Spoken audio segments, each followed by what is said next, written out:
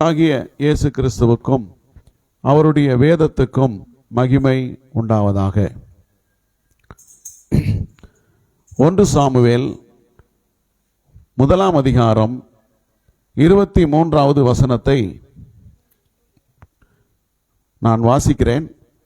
1 Samuel 1 அதிகாரம் 23வது வசனம். அப்பொழுது அவள் புருஷனாகிய எல்கானா அவளை நோக்கி, நீ உன் இஷ்டப்படி செய்து அவனை பால் மறக்க பண்ண மட்டும் இரு, கர்த்தர் தம்முடைய வார்த்தையை மாத்திரம் நிறைவேற்றுவாராக என்றான். அப்படியே அந்த ஸ்திரீ தன் பிள்ளையை பால் மறக்க பண்ணு மட்டும் அதற்கு பால் கொடுத்தாள். எங்களை அதிகமாய் நேசிக்கிற நல்ல பிதாவே, இயேசுவின் நாமத்திலே இந்த வேத பகுதியை ஆசீர்வதித்து ஒவ்வொருவருக்கும் ஆசீர்வாதமாக்கும்படி தேவன் பேசுவீராக. உம்முடைய கைகளிலே நாங்கள் எங்களை ஒப்பு கொடுக்கிறோம், இயேசுவின் நாமத்தில் பிதாவே, அல்லேலூயா. கர்த்தருக்கு மகிமை உண்டாகட்டும்.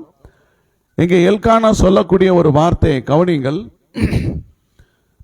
கர்த்தர் தம்முடைய வார்த்தையை மாத்திரம் நிறைவேற்றுவாராக, கர்த்தர் தம்முடைய வார்த்தையை மாத்திரம் நிறைவேற்றுவாராக என்று சொல்லுகிறார். எல்கானா சொல்லக்கூடிய கர்த்தர் தம்முடைய வார்த்தையை நிறைவேற்றுவாராக என்று சொல்லக்கூடிய இந்த வார்த்தை எந்த பொருளை கொண்டிருக்கிறது, அவர் எந்த வார்த்தையை நிறைவேற்றுவார் என்று அங்கே அது படிக்கும் போது அதை விளங்கி கொள்ள முடியாது. இது எதை குறித்து பேசுகிறார்? கர்த்தர் என்ன இவருக்கு வாக்கு கொடுத்தார், என்ன வார்த்தையை கர்த்தர் நிறைவேற்றுவார் அப்படின்னு சொன்னா அங்கே ஒன்றும் புரியல. அப்போ இங்க சொல்லப்பட்டிருக்கிற சரியான மொழிபெயர்ப்பு என்ன அப்படின்னா, ISV மொழிபெயர்ப்பில் சொல்லப்பட்டிருக்கிறது, do what you want. Elkanah told her, stay until you have won him. Only may the Lord bring about what you said. என்ன அர்த்தம் அப்படின்னு சொன்னா, நீ சொன்ன அந்த வார்த்தையை கர்த்தர் நிறைவேற்றுவாராக, நீ சொன்ன அந்த வார்த்தையை கர்த்தர் நிறைவேற்றுவாராக. கர்த்தர் தம்முடைய வார்த்தையை நிறைவேற்றுவாராகனா என்ன அர்த்தம், எப்படி புரிஞ்சுக்கணும்னா, அவன் என்ன சொல்றான்னா, இந்த பிள்ளை பால் மறந்த பிறகு ஒரு 3 வருஷம் ஆகும், பால் மறந்த பிறகு நான் இதை தேவ சமூகத்தில் கொண்டு போய் விடுவேன் அப்படின்னு சொன்னா இல்லையா, அந்த வார்த்தையை எல்கானா சொல்றாரு, நீ சொன்ன அந்த வார்த்தையை கர்த்தர் நிறைவேற்றுவாராக. அல்லேலூயா. நீ சொன்ன அந்த வார்த்தை தேவன் நிறைவேற்றுவாராக அப்படின்னு சொல்றார். அப்போ நாம கர்த்தருக்கு என்ன பொருத்தனை செய்திருக்கிறோமோ, என்ன வாக்கு கொடுத்திருக்கிறோமோ, எதை வாய் திறந்து சொல்லி இருக்கிறோமோ, அந்த வார்த்தையை நாம் நிறைவேற்றுவதற்கு கர்த்தர் கிருபை செய்கிறார். அல்லேலூயா சொல்லுவோமா? ஆமென். அல்லேலூயா. கர்த்தருக்கு மகிமை உண்டாகட்டும். பொதுவாகவே பார்த்தீங்கன்னா சாமுவேல் புஸ்தகத்தில் அன்னாளை பற்றி நிறைய பேசுகிறோம், சாமுவேலை பற்றி நிறைய பேசுகிறோம், எல்கானாவை பற்றி பேசுகிறதில்லை, எல்கானாவை பற்றி அதிகமாக யோசிக்கிறதில்லை. ஏன்னா ஒரு சின்ன இடத்துல ஒரு சிறிய கதாபாத்திரத்தை போல தோன்றுகிறார். அதிக சம்பவங்களில் அவர் வராததுனால அவர் முக்கியம் இல்லாதது போல் தோன்றுகிறது. அப்படி இல்லை, அவர் அதில் முக்கிய பங்கு உள்ளவர், இந்த குடும்பத்தில் அவர் முக்கிய பங்கு வகிக்கிறவர். எல்கானா என்ற பெயருக்கு தேவன் உருவாக்கினார் அல்லது தேவன் சம்பாதித்தார் என்று பொருள். அவருக்கு இன்னும் வேற பேருக்கு அர்த்தங்கள் இருந்தாலும் கூட இங்கே தேவன் உருவாக்கினார், தேவன் சம்பாதித்தார். அல்லேலூயா. God has created, God has possessed. தேவன் சம்பாதித்தார். 1 சாமுவேல் 1:1 வாசிக்கும் போது, அவர் எப்பிராயிம் மலை நாட்டை சேர்ந்த சோப்பீம் எனப்பட்ட ராபதாவி ஊரை சேர்ந்தவர் என்று வேதம் சொல்கிறது. இவர் அடையாளப்படுத்தும் போது எப்படி சொல்றாங்க அப்படின்னா, எப்பிராயிமன் ஆகிய எல்கானா, எப்பிராயிம் மலை தேசத்திலே குடியிருக்கிறவன், எப்பிராயிம் பட்டணத்திலே குடியிருக்கிறவன் அப்படின்னு சொல்லும்போது வேதம் வாசிக்கிறவங்களுக்கு கூட அவன் எப்பிராயிம் பட்டணத்தை சேர்ந்தவன், எப்பிராயிம் கோத்திரத்தை சேர்ந்தவன் அப்படின்னு தவறாய் புரிந்து கொள்ளக்கூடிய வாய்ப்பு இருக்கிறது. 1 நாளாகமம் 6 அதிகாரம் 33 முதல் 38 வரைக்கும் வாசிக்கும் பொழுது இவன் ஒரு லேவி குடும்பத்தை சேர்ந்தவன் என்று வேதம் தெளிவாக சொல்லுகிறது. நாளாகம புஸ்தகத்தில் வம்சாவளி அட்டவணை இருக்கிறது. எந்தெந்த கோத்திரம் யார் சேர்ந்தவர்கள், எந்த கோத்திரத்தை யார் சார்ந்தவர்கள் என்ற விவரங்கள் போட்டிருக்கிறது. அதுல இவர் பாத்தீங்கன்னா லேவி குடும்பத்தை சேர்ந்தவர். இந்த லேவியர்களுக்கு சொந்தமான நிலமோ சுதந்திரமோ கிடையாது. அதனால பாத்தீங்கன்னா ஒவ்வொரு கோத்திரத்திலையும் ஒதுக்கப்பட்ட நிலங்களிலே அவர்கள் குடியிருப்பாங்க. அப்படிதான் எப்ராயிம் தேசத்திலே ஒதுக்கப்பட்ட இடத்திலே இந்த எல்கானா குடியிருக்கிறார். அல்லேலூயா. அதனாலே அவர் எப்ராயிம் கோத்திரத்தை சேர்ந்தவர் அல்ல, அவர் லேவி குடும்பத்தை சேர்ந்தவர். ஆகவேதான் சாமுவேல் ஊழியம் செய்ய முடிந்தது, தேவாலயத்தில் அங்கீகரிக்கப்பட முடிந்தது. இல்லாவிட்டால் ஏலி அவரை அங்கீகரித்திருக்க முடியாது. வேதம் தெளிவாக சொல்லுகிறது. ஆகவே இந்த எல்கானாவை குறித்த சில காரியங்களை நாம தெரிந்து கொள்வோம். யூத வரலாற்று பாரம்பரியங்களின்படி எல்கானா ஒரு ஆன்மீக தலைவராக மற்றவர்களை ஊக்கப்படுத்தி தேவனுடைய ஆராதனைக்கு நடத்தி செல்லுகிறவராக, தேவனுடைய வழியிலே நடத்துகிறவராக கருதப்படுகிறார். அல்லேலூயா. கர்த்தருக்கு மகிமை உண்டாகட்டும். இவர் வாழ்ந்த காலம் பாருங்க, ஒரு இருண்ட காலம். தேவனுடைய ஆலயத்திற்கு அநேகர் போவதில்லை, சீலோவில் இருக்கிற தேவனுடைய ஆலயத்தை தேடி போவதில்லை, ஆராதனைக்கு போவதில்லை. ஒரு இருண்ட காலத்தில் அவர் இருக்கிறார். அந்த மாதிரி ஒரு சூழ்நிலையில இவர் ஜனங்களை அந்த ஆராதனைக்கு போகும்படி, ஆலயத்திற்கு போகும்படி வழி நடத்தினார் என்று யூத பாரம்பரியத்தில் எழுதப்பட்டிருக்கிறது. எல்கானா ஒரு நல்ல ஜென்டில்மேன். அல்லேலூயா சொல்லுவோமா? அல்லேலூயா. கர்த்தருக்கு மகிமை உண்டாகட்டும். ஒரு தீர்க்கதரிசியை போல ஒரு ஆன்மீக வாழ்க்கையில தகுதி கொண்டவராக ஒரு அடையாளப்படுத்தப்படுகிறார். கர்த்தருக்கு மகிமை உண்டாகட்டும். அல்லேலூயா. ஸ்தோத்திரம். இந்த கர்த்தர் தம்முடைய வார்த்தையை, நீ சொன்ன வார்த்தையை நிறைவேற்றுவாராக. அவர் வருஷந்தோறும் ஆலயத்துக்கு போறாரு இல்லையா? இப்ப கூப்பிடுறாரு, மாமா போலாம் அப்படின்னு கூப்பிடுறாரு. இல்ல நீங்க போங்க, குழந்தை இன்னும் சிறு குழந்தையாக இருக்கிறது, ஒரு 3 வருஷம் ஆகட்டும், பால் மறக்க பண்ணட்டும், அதுக்கு பிறகு நான் கொண்டு போய் இந்த ஆலயத்தில் அவங்கள இது விடலாம் என்று சொல்லும்போது, நீ சொன்ன வார்த்தையை கர்த்தர் நிறைவேற்றுவாராக. அல்லேலூயா. இவ்வளவு அழகான ஒரு மனுஷன். தேவனுக்கு மகிமை உண்டாகட்டும். சரி, இந்த கர்த்தருடைய வார்த்தையை நாம நிறைவேற்றும் போது நம்முடைய வாழ்க்கையிலே தேவன் நிறைவேற்ற வேண்டிய எல்லா நோக்கங்களும் தெளிவாக நிறைவேறும் என்பதை புரிந்து கொள்ள வேண்டும். அல்லேலூயா.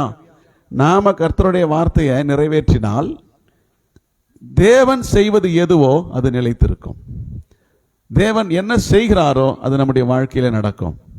எதுவும் தடைபடாது என்பதை நாம் புரிந்து கொள்ள வேண்டும். அல்லேலூயா. எல்கானாவை பற்றின ஆவிக்குரிய குணங்கள், எல்கானாவை பற்றின ஆன்மீக வாழ்க்கை, அவர் எப்படிப்பட்டவர், எப்படி இருந்தார், எப்படி வாழ்ந்தார், அவருடைய செயல்பாடுகள் என்ன, இதை நாம் புரிந்து கொள்ளும் போது நிச்சயமாக நம்முடைய வாழ்க்கைக்கு அது பிரயோஜனமாக இருக்கும். அல்லேலூயா. எல்கானா எப்படிப்பட்ட மனுஷன் அப்படின்னு சொன்னா, அவர் ஆராதனையில் உறுதியாய் இருக்கிறவர். எல்கானா எப்படிப்பட்டவர்? ஆராதனை செய்வதில் உறுதி உள்ளவர். தேவனை தொழுது கொள்ளுவதில், பணிந்து கொள்ளுவதில், பலி செலுத்துவதில் அவர் உறுதி உள்ளவராக இருக்கிறார். அதை எப்படி நம்ம புரிஞ்சுக்கலாம் அப்படின்னா, 1 சாமுவேல் 1ஆம் அதிகாரம் 3வது வசனத்திலே வாசிக்கும் பொழுது, அந்த மனுஷன் சீலோவிலே சேனைகளின் கர்த்தரை பணிந்து கொள்ளவும் அவருக்கு பலியிடவும் வருஷந்தோறும் தன் ஊரிலிருந்து போய் வருவான். அங்கே கர்த்தரின் ஆசாரியரான ஏலியின் 2 குமாரராகிய ஒப்னியும் பினெகாசும் இருந்தார்கள். அல்லேலூயா. 21ஆம் வசனம், எல்கானா என்பவன் கர்த்தருக்கு வருஷாந்தரம் செலுத்தும் பலியையும் தன் பொருத்தனையையும் செலுத்தும்படியாக தன் வீட்டார் அனைவரோடும் கூட போனான். 2ஆம் அதிகாரம் 19ஆம் வசனம், அவனுடைய தாய் வருஷந்தோறும் செலுத்தும் பலியை செலுத்துகிறதற்காக தன் புருஷனோடு கூட வருகிற போதெல்லாம் அவனுக்கு ஒரு சின்ன சட்டையை தைத்து கொண்டு வருவாள். எல்கானாவும் சரி, அன்னாலும் சரி, வசனம் சொல்லுகிறது, அவர்கள் வருஷந்தோறும் தேவாலயத்திற்கு ஆராதனைக்கு போய் வருகிறார்கள். ஆராதனையில் அவர்கள் உறுதி உள்ளவர்களாய் இருக்கிறார்கள். அல்லேலூயா. இங்கே அவர்கள் குடும்பத்தோடு போய் வர்றாங்கன்னு போட்டிருக்கு. தன் வீட்டார், அவனுடைய வீட்டார் அனைவரும் என்று சொல்லப்பட்டிருக்கிறது. நல்லா கவனிக்கணும். எப்படிப்பட்ட சூழ்நிலையிலே எல்கானா ஆராதனையிலே உறுதியாக இருக்கிறார்? ஒரு பகுதி நீங்க கவனிக்கணும். ஒன்று, வீடு ஆராதனை செய்வதற்கு ஏற்ற சூழ்நிலையில் இல்லை. வீட்டில் உள்ளவர்கள் ஆராதனை செய்வதற்கான நிலையில் இல்லை. எப்படின்னா, இங்க வீட்டுக்குள்ள ஒரே சண்டை, வீட்டுக்குள்ள என்ன நடக்குது? ஒரே சண்டை. எப்ப பார்த்தாலும் இந்த பெண்ணினால் அண்ணாளை போட்டு வறுத்தெடுக்கிறா. எப்ப பார்த்தாலும் சண்டை, கூச்சலும் குழப்பமும் பிரச்சனையுமா தான் இருக்குது. வீட்டில் எப்ப பார்த்தாலும் ரோட்ல நடந்து போனா, இப்படி நடந்து வந்தா வெளியில இருக்கவங்க கேட்கிற சத்தம் என்னன்னா, எப்ப பாரு இந்த வீட்டில் ஒரே சண்டை சண்டை. அல்லேலூயா. தன் வீட்டிலே குழப்பம் இருக்கிறது, சண்டை இருக்கிறது, அங்க ஒரு அமைதியான சூழ்நிலை இல்லை. அந்த மாதிரியான ஒரு சூழ்நிலையிலும் கூட தன் குடும்பத்தை ஒருநிலைப்படுத்தி ஒழுங்குபடுத்தி கீழ்ப்படிதலுக்குள்ளே நடத்தி அந்த குடும்பத்தை ஆராதனைக்கு நடத்தி செல்லுகிறவர் எல்கானா. அல்லேலூயா. எப்படிப்பட்டவங்களாக நாம் இருக்கிறோம்? நம்முடைய குடும்பத்தில் எத்தனை பிரச்சனை, போராட்டம் பாருங்க. ஆராதனைக்கு ஏன் வரலன்னா அப்படியே நைஸா சொல்றாங்க. வீட்டில் சண்டை, 2 பேருக்கும் சண்டை, ராத்திரி பூரா சண்டை. அல்லேலூயா. நீ எவ்வளவு சண்டை போடுற, எவ்வளவு பிரச்சனை பண்றது முக்கியம் இல்ல, நீ கர்த்தரை ஆராதிக்க செல்லுகிறாயா? உன் பிரச்சனைகளுக்கெல்லாம் மூடி வச்சுட்டு நீ தேவ சமூகத்துக்கு போகிறாயா? அல்லேலூயா. நீங்க சிலர் பாருங்க, ஆராதனைக்கு வரலன்னா அப்பட்டமான பொய் வேற, வர முடியாதுன்னு நம்புறதுக்கான பொய், பயங்கரமா யோசித்து பொய். இதெல்லாம் உன்னை பாழாக்கக்கூடியது. நீ தான் பாழா போற. உன்னுடைய காரணங்களும் சாக்கு போக்குகளும் உனக்கு பலன் கொடுக்க போவதில்லை. அல்லேலூயா.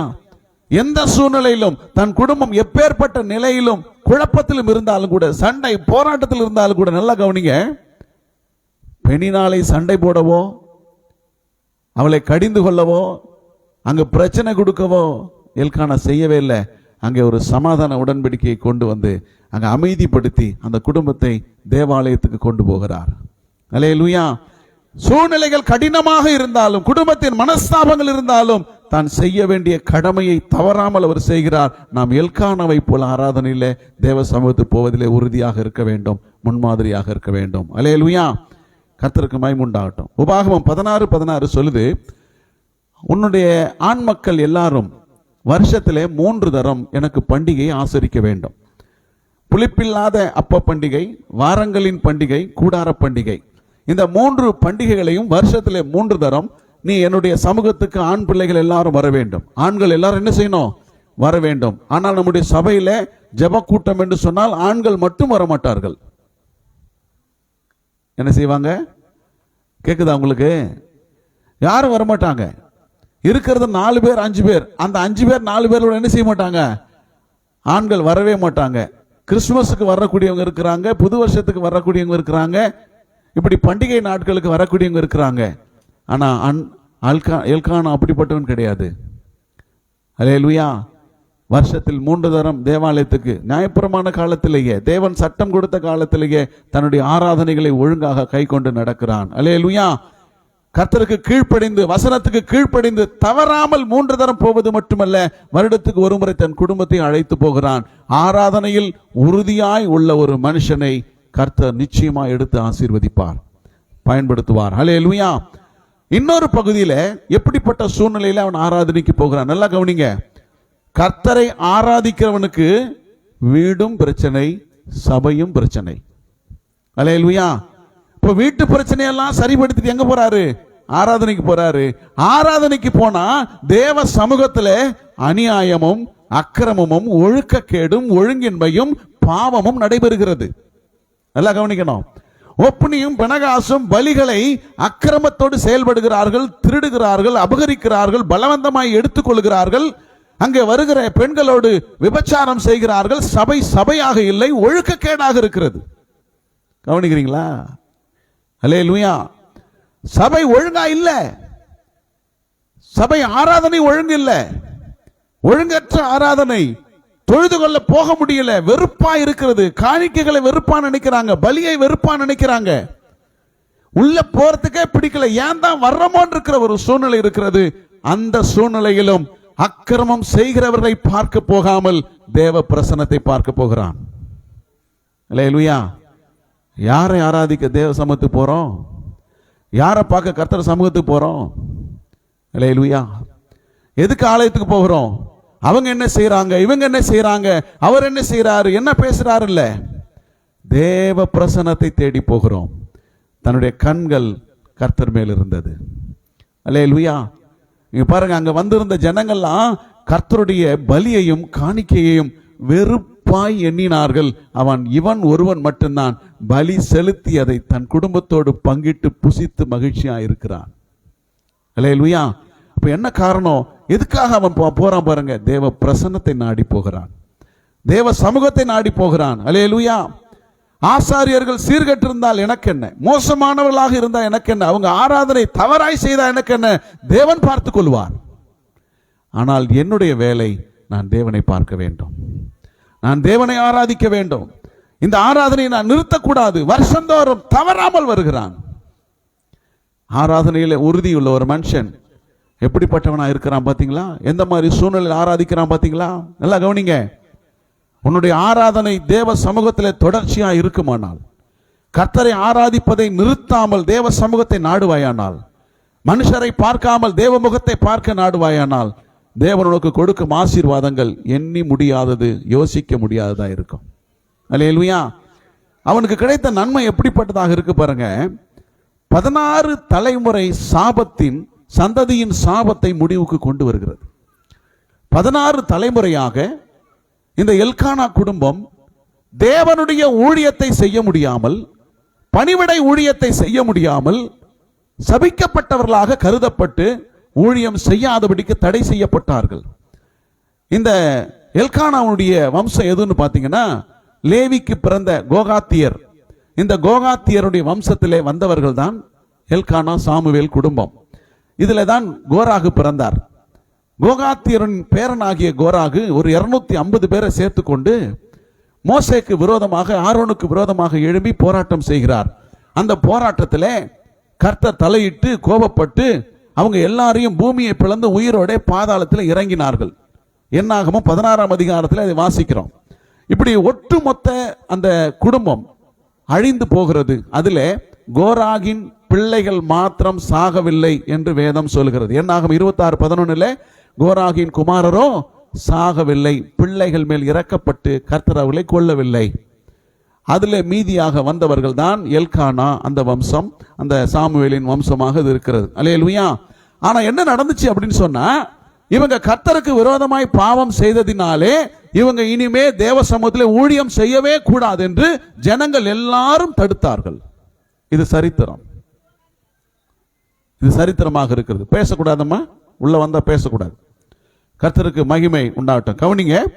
அப்போ இந்த ஜனங்கள் எல்லாரும் ஊழியம் செய்யக்கூடாது என்று தடுத்து நிறுத்தி அவங்கள ஊழியத்தை செய்ய விடாதபடிக்கு நிறுத்தி போட்டார்கள். இப்படி 16 தலைமுறைகள் ஓடிவிட்டது.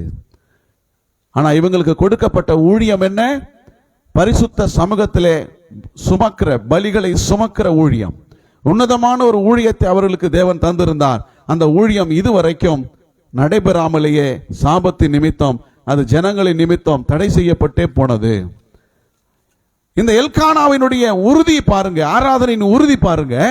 லேவியின் வம்சத்திலே வந்தாலும் ஊழியம் செய்ய முடியாதபடிக்கு தடை பண்ணப்பட்டு, கர்த்தருடைய சமூகத்துக்கு போய் செய்ய வேண்டிய உன்னதமான ஊழியத்தை செய்ய முடியாதபடிக்கு தடை இருந்தாலும் கூட அதையெல்லாம் பொருட்படுத்தாமல் நான் தேவனை ஆராதிக்க வேண்டும், நான் தேவனுக்கு பலி செலுத்த வேண்டும்.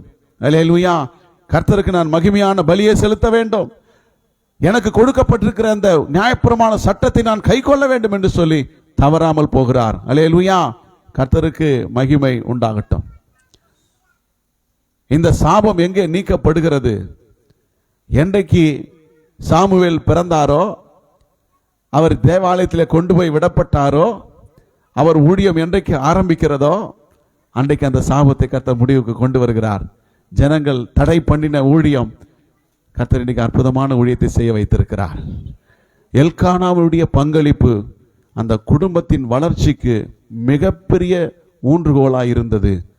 நம்முடைய வாழ்க்கையில் நம்முடைய குடும்பம் ஆசீர்வதிக்கப்படுவதற்கு, நம்முடைய சந்ததி, நம்முடைய தேசம் ஆசீர்வதிக்கப்படுவதற்கு நாம் ஒரு ஊன்றுகோலாய் தேவ சமூகத்தில் இருக்க வேண்டும். அல்லேலூயா.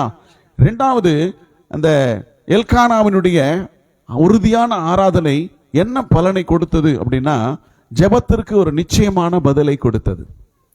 ஜெபத்திற்கு ஒரு நிச்சயமான பதில். 1 சாமுவேல் 1ஆம் அதிகாரம் 19-20. அன்னாளுடைய ஜெபம் முடிந்த பிறகு சாமுவேலினுடைய சந்திப்பு நடக்கிறது, ஏலியினுடைய சந்திப்பு நடக்கிறது. அன்னாள் போய் ஏலியை சந்திக்கிறாள். உடனே ஏலி என்ன சொல்லுகிறார்னா, ஒரு நல்ல பதிலை சொல்லுகிறார். நல்லா கவனிக்கணும். இதுவரைக்கும் தேவனுடைய ஆலயத்திலே எந்த ஜனத்துக்கும் எந்த பலி செலுத்தப்பட்டு போகிற ஒருவருக்கும் நல்ல வார்த்தை சொன்னதே கிடையாது. ஒப்பனியும் பிணகாசம் ஊழியம் செய்கிறார்கள், பெட்டி அண்டையிலே நிற்கிறார்கள். நல்லா கவனிங்க, ஒரு ஜனத்துக்கு கூட சமாதானத்தோடு போ, உன் விண்ணப்பம் கேட்கப்பட்டது என்ற பதில் இதுவரைக்கும் யாருக்கும் சொல்லப்படவில்லை. அல்லேலூயா. ஆனால் இன்றைக்கு எல்கானாவுடைய உறுதியான ஆராதனையை தேவன் கவனிக்கிறார். தேவன் அதை பார்க்கிறார், அதில் அவர் மகிழ்ச்சி அடைகிறார். இன்றைக்கு அவன் மனைவி ஜெபித்த ஜெபத்தை கேட்டுக்கொண்டிருக்கிறார். ஏலியின் மூலமாக உனக்கு சமாதானம் உண்டாகட்டும் என்று சொல்கிறார். உன் ஜெபத்துக்கு நிச்சயமான பதில் வரும் என்று வாக்கு கொடுக்கிறார். அல்லேலூயா. 19-20 வசனம். அவர்கள் அதிகாலையில் எழுந்து கர்த்தரை பணிந்து கொண்டு, கவனிங்க, எப்ப எழுந்து குடும்பம் பணிந்து கொள்ளுது? அதிகாலையில் எழுந்து கர்த்தரை பணிந்து கொண்டு. அதிகாலையிலே அவர்கள் ஜெபிக்கிறார்கள், அதிகாலையிலே கர்த்தரை தொழுது கொள்கிறார்கள், அதிகாலையிலே கர்த்தரை தேடுகிறார்கள். இன்றைக்கு 8 மணி ஆனா கூட வாயை பொளந்துட்டு கொரட்டை விட்டு தூங்குற நிறைய தூங்கு மூஞ்சிங்க இருக்கிறதுனால தான் அந்த குடும்பம் உருப்படலை. மன்னித்துக் கொள்ளுங்க அப்படி சொல்றதுக்காக. அல்லேலூயா, அல்லேலூயா. இன்னைக்கு நிறைய பேருக்கு ஒரு கிருபை இருக்கு. 7 மணிக்கு வரைக்கும் 8 மணி வரைக்கும் தூங்குற கிருபை நிறைய இருக்கு.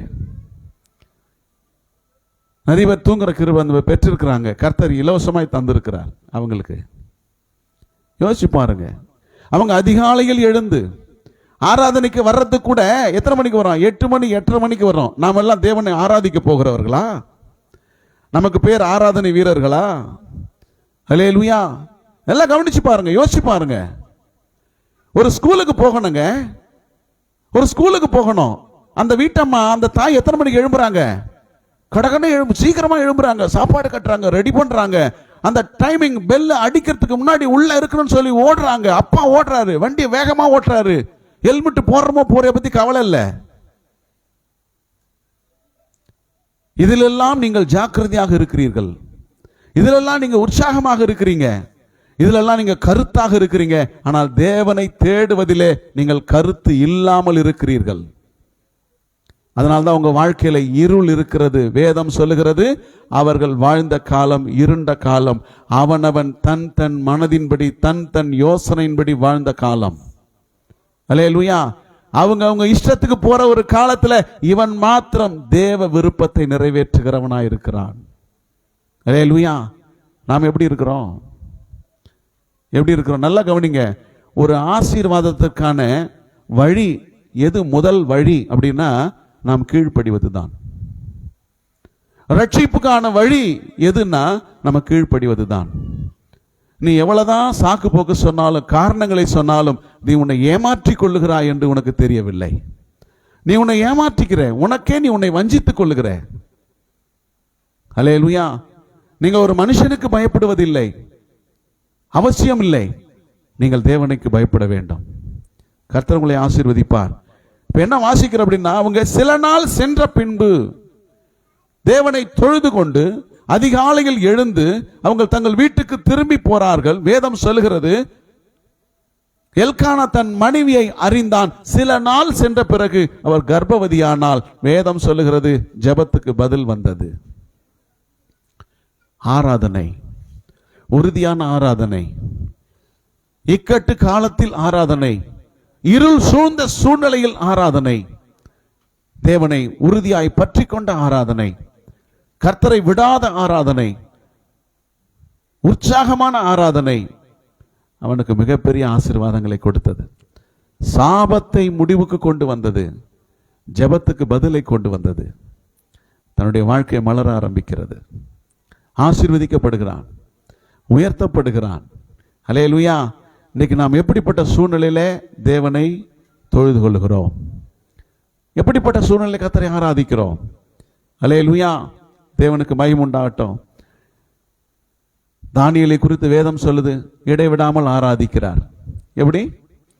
நிச்சயமா நாம் அந்த சூழ்நிலையில் இருப்போமானால் ஆராதிக்கவே மாட்டோம். சட்டம் போடப்பட்டிருக்கிறது தெரிந்தும் தேவனை இடைவிடாமல் ஆராதிக்கிறார். தன்னை அவர்கள் ஜெபிக்கிறதை பார்ப்பார்கள் என்று தெரிந்தும் ஜெபிக்கிறார், முழங்கால் படியிடுகிறார். அந்த இடைவிடாம ஆராதிக்கிற ஆராதனை அவருக்கு பாபிலோனிலே சரித்திரத்தை மாற்றியது. அல்லேலூயா. யோபு இடைவிடாமல் பலி செலுத்துகிறார். இந்த 1வது அதிகாரம் 5வது வசனத்திலே தன் பிள்ளைகள் எல்லாரையும் அழைத்தனுப்பி அதிகாலையில் அவர்களை பரிசுத்தப்படுத்தி கர்த்தருக்கு பலி செலுத்துகிறார். ஒரு ஆசாரியனாக செயல்படுகிறார். நல்லா கவனிக்கணும். இன்னைக்கு குடும்ப தலைவனாக இருக்கிற நீ யார் தெரியுமா? நீ ஒரு ஆசாரியன். உன்னை ஆசாரியனாக, ராஜாக்களாக தேவன் தெரிந்து கொண்டிருக்கிறார். அதிகாலையில் எழும்பி தன் பிள்ளைகளுக்காக, தன் குடும்பத்துக்காக பரிசுத்தப்படுத்தி ஜெபிக்கிறவன் நீ. தேவனை தொழுது கொள்ளுகிறவன், ஆராதிக்கிறவன். நீதான் முன்மாதிரியா இருக்கணும். பைபிள் சொல்லுது, கடாக்களுக்கு முன், மந்தைக்கு முன் நடக்கும் கடாக்களை போல் இருங்கள். ஒரு கடா எப்படி முன்னாடி நடக்குதோ, அது பின்னாடி மந்தை நடக்குதோ, அது போல ஒரு மனுஷனாக நீங்க இருக்கணும். ஆராதனை செய்கிறதுல முன்மாதிரியாக இருக்கணும். ஆராதனை நம்முடைய வாழ்க்கையை மாற்றி அமைக்கிறது. எத்தனை பேர் விசுவாசிக்கிறீங்க? சாத்ராக், மேஷாக், ஆபேத் நேகோ பற்றி பைபிள் சொல்லுது, அவர்கள் இந்த தேவனை தவிர, கர்த்தரை தவிர வேறு ஒருவரையும் ஆராதிக்கவில்லை. நாம் யாரை ஆராதிக்கிறோம்? அல்லேலூயா. நாம் சீசன் கிறிஸ்தவர்களாக இருக்கக்கூடாது. நாம் சீசன் கிறிஸ்தவர்களாக இருப்போமானால் நாம் மாயையை பின்பற்றுகிறவர்களாக இருக்கிறோம். தேவன் நம்மோடு இருக்க மாட்டார். தேவன் நமக்கு ரட்சிப்பை அருள மாட்டார். நாம் பரலோக ராஜ்யத்தை சுதந்திரிக்க முடியாது. அவருக்கு முன்பாக நாம் வெட்கப்பட்டு போய் விடுவோம். அதனால் நாம் எப்படி இருக்கணும்? இந்த தேவனை, அவர்கள் தேவனை தவிர வேறு ஒருவரையும் சேவித்து பணியாமல், ஜீவனுள்ள தேவனை தவிர வேறு ஒருவரையும் சேவித்தவர்கள் பணியவில்லை, ஆராதிக்கவில்லை, தொழுது கொள்ளவில்லை. கர்த்தராகிய இயேசு கிறிஸ்துவை மாத்திரம் தொழுது கொள்ளுங்கள். அப்போது நீயும் உன் குடும்பத்தார் ரட்சிக்கப்படுவீர்கள். நமக்கு பொதுவான அறிவு இருக்குது. கவனிங்க, நமக்கு ஒரு பொதுவான அறிவு இருக்கு. விக்கிரக கோயிலாண்ட போய் நிக்க கூடாது, விக்கிரகத்துக்கு செஞ்சதை சாப்பிடக்கூடாது, விக்கிரக ஃபங்க்ஷன் நடக்கிறதுல பங்கெடுக்க கூடாது, திருவிழான்னு போக கூடாது. இப்படிப்பட்ட அறிவு இருக்கிறது. ஆனால் உள்ளத்தால் யூதனானவனே யூதன் என்று வேதம் சொல்கிறது. உள்ளம் மாற்றப்படாமல் வெளியரங்கமான இப்படிப்பட்ட கிரியைகள் ஒருபோதும் உன்னை ரட்சிக்காது. அல்லேலூயா. வெளியரங்கமான இந்த கிரியைகளை கொண்டு நீ பெருமை பாராட்டிக் கொள்வதனால் எந்த பிரயோஜனம் இல்லை. உன் மனம் எப்படி இருக்கிறது? உன் உள்ளம் எப்படி இருக்கிறது? ஒரு ஆராதனைக்கு முதல் ஆளாக நீ வருகிறாயா? பலி செலுத்த கர்த்தருக்கு முன்பாக வருகிறாயா? நேரத்தை கடைபிடித்துக் கொண்டு கர்த்தருடைய சமூகத்தில் இருக்கிறாயா? உன் படுக்கை விட்டு நீ எழுந்து தேவ சமூகத்துக்கு ஆயத்தமாகிறாயா? அல்லேலூயா. எத்தனை பேருக்கு உரைக்கிறது?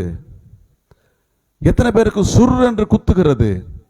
எத்தனை பேருடைய உள்ளம் பாதிக்கப்படுகிறது? அவன் பாக்கியவான். அல்லேலூயா சொல்லுவோமா? அல்லேலூயா. ஆமென்.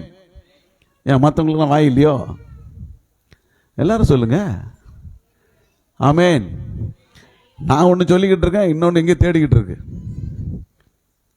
என்ன கவனிங்க, நான் உங்களோடு கர்த்தர் பேச அனுப்பின மனுஷனாக வந்திருக்கிறேன். இன்னைக்கு உங்களோடு பேச கர்த்தர் என்ன அனுப்பி இருக்கிறார். கர்த்தருடைய வார்த்தை உங்களுக்கு சொல்லும்படி அனுப்பி இருக்கிறார். உங்கள் வாழ்க்கையை மாற்றுவதற்கு தேவன் வாய்ப்பு கொடுத்திருக்கிறார். அல்லேலூயா. சூழ்நிலைகளை மாற்றி எல்லாத்தையும் நம்ம என்ன செய்யணும்? மாற்றிக்கொள்ளக்கூடிய கிருபையை கர்த்தர் நமக்கு தந்திருக்கிறார். நம்மளை கர்த்தர் ஆசீர்வதிப்பார். அல்லேலூயா. தேவனுக்கு மகிமை உண்டாகட்டும். இயேசு சொன்னார், யோவான் 4ஆம் அதிகாரம் 23, 24 வசனங்கள் சொல்லுது, உண்மையாய் தொழுது கொள்ளுகிறவர்கள் பிதாவை ஆவியோடும் உண்மையோடும் தொழுது கொள்ள வேண்டும்.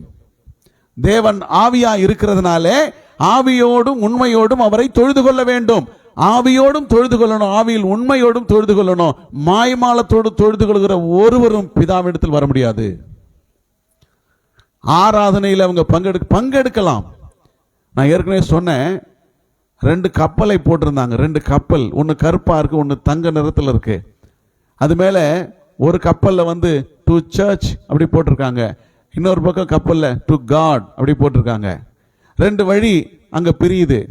இந்த சர்ச்சுக்கு போற கப்பல்ல பாத்தீங்கன்னா அந்த வழியில இடமே போதாத அளவுக்கு கூட்டம் போகிறது.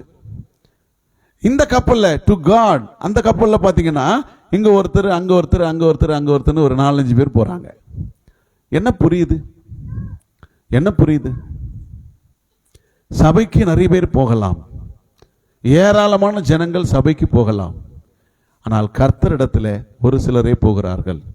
அதில் எல்கானா ஒருவன். எல்கானா ஒருவன். அல்லேலூயா. தேவன் நம்மை எதற்காக அழைத்திருக்கிறார்? பரிசுத்தத்திற்கென்று அழைத்திருக்கிறார். தேவன் நம்மை பரிசுத்தத்திற்கென்று அழைத்திருக்கிறார். அசுத்தங்களை விட்டு பிரித்தெடுத்திருக்கிறார். எத்தனையோ அசுத்தங்கள், அநியாயங்கள், சீர்கேடுகள், ஒழுக்கக்கேடுகள் சபையிலே நடக்கிறது தான். அது நல்லா தெரியும் அவனுக்கு. ஆனா அதெல்லாம் பொருட்படுத்தல, அதெல்லாம் பார்க்க போகல. அவன் பலி செலுத்த போகிறான், ஜெபிக்க போகிறான், ஆராதிக்க போகிறான், தொழுது கொள்ள போகிறான், தேவனை மட்டும் பார்க்க போகிறான், தேவ பிரசன்னத்தை மட்டும் நாடுகிறான். அவனுக்கு கர்த்தர் சாபத்தை முறித்தார், ஜெபத்துக்கு பதில் கொடுத்தார். அவன் வாழ்க்கை மலர ஆரம்பிக்கிறது. அல்லேலூயா. கர்த்தர் நல்லவர். ஜெபிக்காத ஒரு வாழ்க்கையும் துளிர் விடாது, ஆராதிக்காத ஒரு வாழ்க்கையும் மலராது. இருண்டு போயிருக்கிற வாழ்க்கையில ஒளி வர வேண்டுமானால், வெளிச்சம் வர வேண்டுமானால், ஆராதனை என்கிற தீபம் ஏற்றப்பட வேண்டும். எத்தனை பேர் விசுவாசிக்கிறீங்க? அல்லேலூயா. கர்த்தருக்கு மகிமை உண்டாகும். இரண்டாவது பார்த்தீங்கன்னா, எல்கானாவுடைய நிபந்தனையற்ற அன்பு மற்றும் ஆறுதல். நிபந்தனையற்ற அன்பும் ஆறுதலும் கொண்டவனா இருக்கிறான். அன்கண்டிஷனல் லவ் அண்ட் கம்ஃபர்ட் அவனுக்கு இருக்கு.